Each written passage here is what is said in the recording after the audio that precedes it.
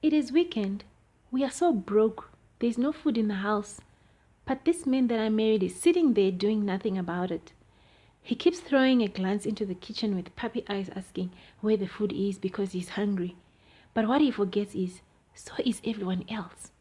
At first, I entertained such behavior, and I would run around and put this and that together so he could have something to eat.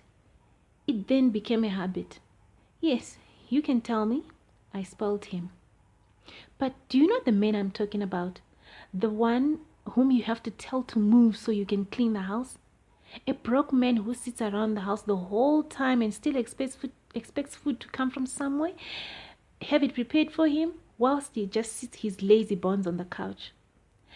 I wondered from where he got this kind of idea, because my understanding is a man is the provider and should do so for his family, not the other way around. Some men can be amazing.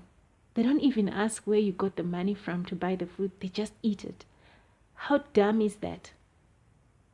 Anyway, one weekend I had enough of it, and this is what I did. Just as he got out of the house to fetch something from outside, I locked the door. And when he came back, he knocked and I didn't open.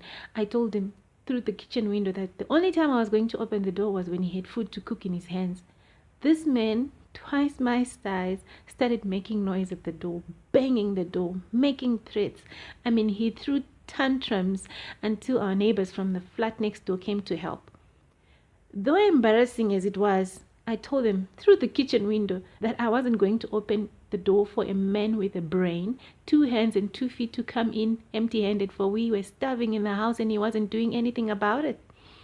Anyway, to cut the long story short, his attitude towards working and being productive in life took a U-turn, and he eventually started his own business and is now very successful. He has since developed a very good work ethic. He now jokes about it and tells people, had I not given him the jolt at that particular time, he would have been a very miserable and broken man. And so, he thanks me for it. Well, let me just say, what worked for me might not work for you. This is just my story.